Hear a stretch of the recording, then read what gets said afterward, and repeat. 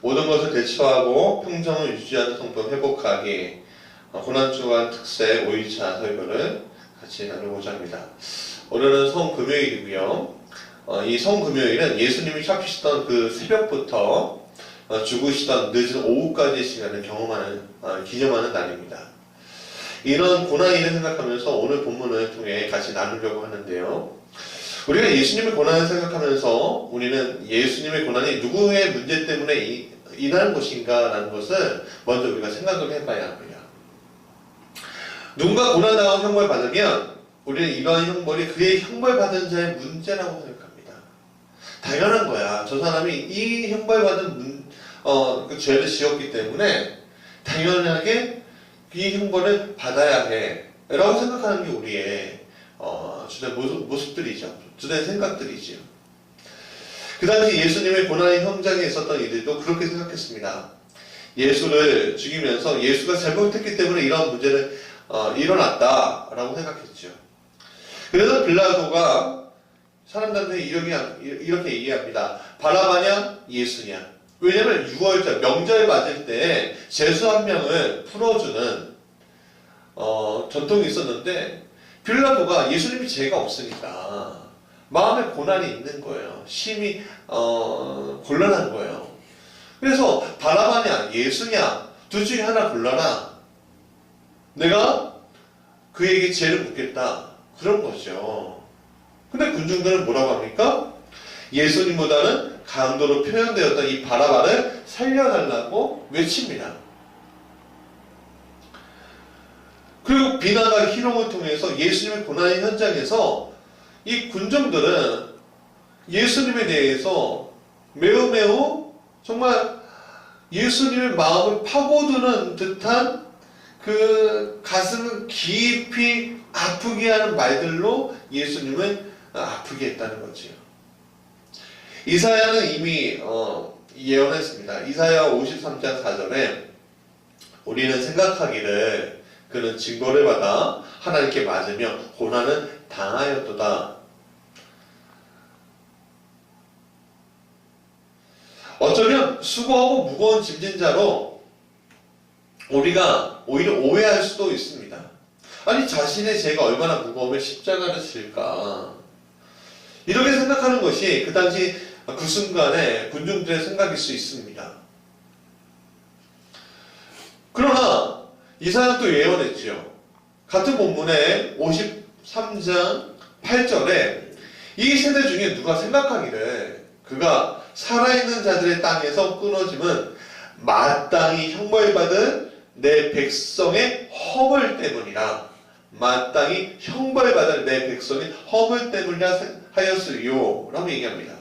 즉 그 자리에 있는 군중들 중에 그가 자신의 수고와 무거운 짐을 인해서 십자가를 진 것이 아니라 바로 형벌받아야 할 자기 백성들의 허물 때문이라고 생각하는 사람들도 있었다는 거예요. 그 대표적인 게 누구냐면 아리마대 요셉 같은 사람이에요. 실제로 빌라도는 요한복음 19장 4절에 이렇게 얘기합니다. 보라! 이 사람을 데리고 너희에게 나아오나니 이는 내가 그에게서 아무 죄도 찾지 못한 것을 너희로 알게 하려 합니다. 라고 얘기합니다. 결국 예수님께서 십자가의 형벌을 내린 재판관조차 예수님이 스스로의 죄로 인해서, 즉 오늘 본문처럼 자신의 수고하고 무거운 짐 때문에 십자가를 진 것이 아니라는 것을 오늘 성경은 보여주고 있는 거죠. 결국에는 이 모든 것은 이사야가 말한 것처럼 백성들의 허물로 인한 문제로 인해서 십자가를 지지 않아도 되는 분이 스스로 십자가를 지시고 죽음의 언덕길을 오르는 것입니다. 이것은 백성들의 허물, 즉 죄의 문제를 해결하기 위한 고난의 길이었습니다. 이 길을 통해서 예수님은 과거와 오늘과 미래에 발생되었고 발생했으며 발생한 모든 죄의 문제를 해결해 주신 겁니다. 우리가 이것을 믿을 때 우리는 비로소 수고하고 무거운 죄의 짐을 진 주님 앞에 나의 수고하고 무거운 짐을 내려놓게 되는 일들을 할 수가 있게 되는 것입니다. 오늘 우리가 가지는 이러한 수고하고 무거운 짐은 우리의 고통과 슬픔과 위기를 잘 대변해 주고 있습니다. 오늘 우리는 위기 앞에서 나 혼자 이 위기를 대항할 힘이 아무것도 없다는 것을 우리는 이미 알고 있어요. 이러한 문제에 대해서 모든 문제가 꽉 막혀져 있습니다. 동, 서, 남, 북, 위와 아래에 우리가 어떻게든 형통의 길이 하나라도 있으면 그 길로 우리가 나아갈 텐데 어떨 때는 이 수고하고 무거운 짐 나를 꽉 눌러서 동서남북 위와 아래가 꽉 막힐 때가 있습니다. 이런 위기는 결국에는 문제를 낳게 되고 그 문제를 해결할 힘이 없다고 생각할 때 인간은요 육체적으로도요 또 정신적으로도 또 영적으로도 무너지게 마련입니다. 큰 위기에 빠지게 되죠. 이런 것들 삶의 밸런스는 무너뜨립니다. 결국에는 우리의 삶을 살아왔던 모든 것에서 평안이 무너지게 된다는 것이죠. 그런데 이런 위기가 그냥 인생에서 한 번만 오면 좋겠는데 이상하게도 자주 옵니다. 내 삶 가운데. 그래서 사람들은 그런 위기를 어떻게든 극복하고자 오늘 열심히 살아요. 열심히 일합니다. 왜? 그 문제에 대한 대책이 우리가 열심히 벌어서 열심히 살아야지만 해결되는 것으로 우리가 이해하고 있기 때문에 그렇습니다. 좋은 직장을 다니는 한 청년이 있었습니다. 그는요, 기대를 한 몸에 받고 있었습니다. 왜냐하면 그에게 기대는 가족들이 있었어요. 그래서 정말 열심히 했습니다. 아침에 일어나서요, 저녁까지 일하고요. 또 많은 돈을 또 가족들에게 주는 정말 좋은 청년이었습니다. 회사도 잘 나가는 줄 알았습니다. 그런데 그 회사가 구조조정을 한다는 겁니다. 갑자기. 근데 그 구조조정을 하는데 신입사원들이 먼저 타깃이 된다는 거예요. 아니 어떻게 이런 일이 일어나지? 이 청년은 정말 힘들었습니다. 자기가 구조조정 대상이 된 거예요.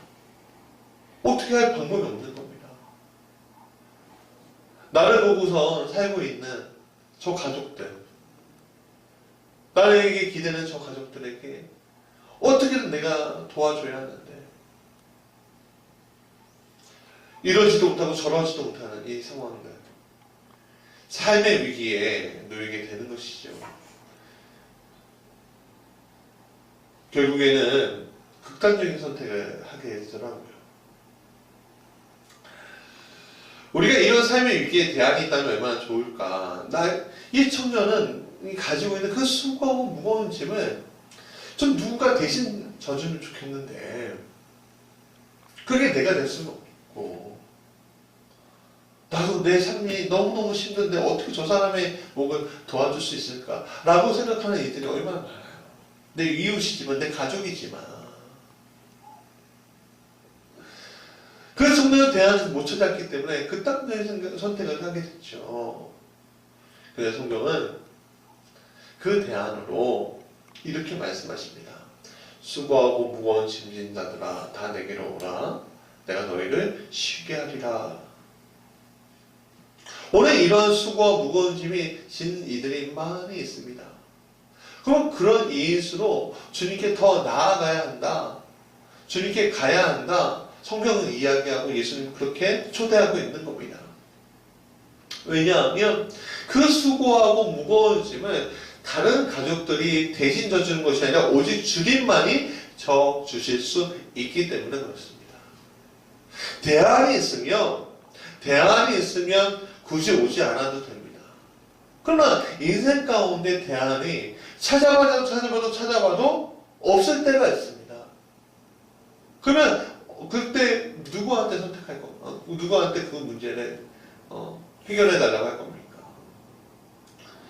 예수님만이 그 십자가를 대신 져주심으로 말미암아 우리의 수고와 무거운 짐을 해결해 주실 수 있게 됩니다.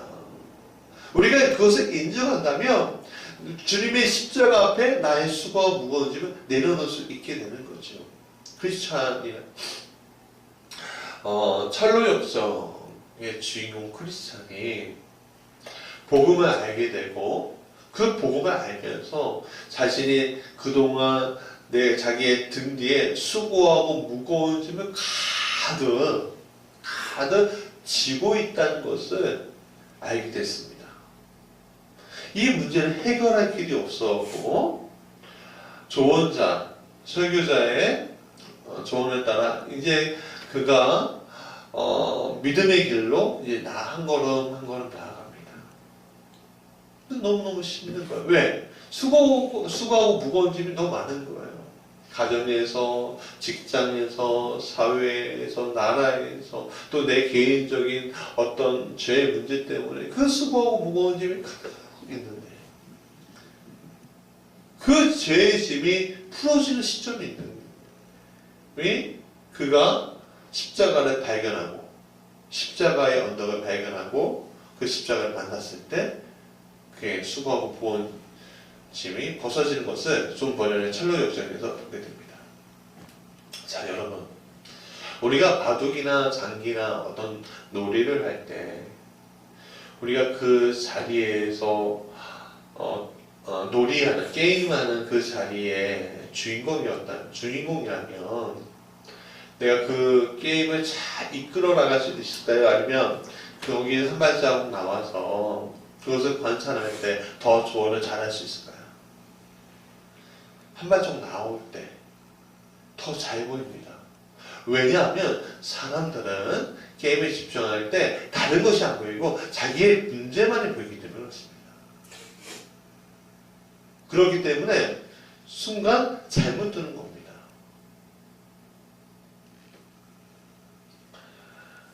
우리가 관찰자의 입장으로 우리의 문제 앞에 서 있을 때 우리는 지금 겪고 있는 문제의 본질을 알 수가 있습니다. 오늘 수고하고 무거운 짐을 지고선 세상이란 링을 우리가 올라가지 않고 그 링 위에 예수님을 대신 올라가겠다고 오늘 본문은 선언하고 있는 겁니다. 우리가 그 사각의 링 안에서 죄의 문제와 막 싸우고 있는데 스트레이트 어퍼컷 날릴 때 우리는 몰라요. 근데 맞기 바쁘니까 기회가 어떤지 모르는 거예요. 그러면 그럴 때 어떻게 하냐? 주님께 잠깐만요. 주님 대신 올라가 주십시오. 주님 대신 올라가라고. 그럼 주님 대신 올라가신다는 거예요. 그래서 주님이 그 나의 문제를 대신 싸워주신다는 거예요. 주님이 고쳐주시는 게 아니에요. 주님 대신 싸워주시는 거예요. 그러면 적의 문제, 나의 삶의 문제, 아픔의 문제, 슬픔의 문제, 내 평정을 잃어버리게 하는 그 문제들 앞에서 주님이 해결해 주신다는 거예요. 그럼 딱 끝났어요. 그 경기가. 그러면은 예수님이 이겼다고 예수님 손은 내가 이겼어! 이렇게 할까요? 그렇지 않다는 거예요. 예수님이 갑자기 나를 불러 이렇게 올리십니다. 불러 올리신 다음에 오히려 내 손을 딱 들어 이주와 승리 그렇게 외치신다는 거예요. 그게 주님의 모습이라는 거예요. 주님은 우리를 코치하기 위해서 네 위에 올라가 있고 네 위에 옆에 있는 것이 아니라 내가 그 문제 앞에 직접 내가 해결해 줄게. 직접 내가 해결해 줄게 라고 말씀하시는 겁니다. 그러면 우리가 뭐만 하면 돼요? 교만하지 않고 주님 괜찮아요. 내가 한번 해볼게요. 괜찮아요. 내가 한번 해볼게요가 아니라 주님 알겠습니다. 당신이 하십시오. 당신이 하십시오. 순종하고 복종하는 것만 하면 되는 겁니다.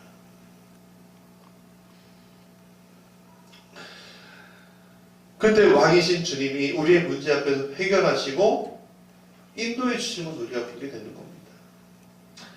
바로 여기에서 오늘 우리가 가지고 있는 문제 앞에서 평정심을 잃고 문제의 본질에서 매몰되는 것에서 회복되고 고유한 나를 다시 찾게 된다는 것이죠. 그렇다면 오늘 우리가 해야 할 것이 뭔가? 예수님과 같이 링 위에 다시 올라가는 것인가? 그렇지 않다는 거예요. 그저 주님이 말씀하신 것을 순종하고 복종하고 그래서 그 것들에 대해서 그 승리를 주님이 주시면 그것을 얻기만 하면 되는 겁니다. 그러면 님 밖에서 그냥 멍하게 이렇게 쳐다만 보고 있어야 될까요? 아니요. 응원해야죠. 주님이 하십니다.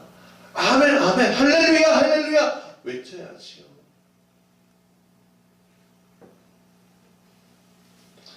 오늘 우리는 그 응원의 메시지를 뭐를 통해서 할 수가 있어요? 기도를 통해서 할 수 있는 겁니다.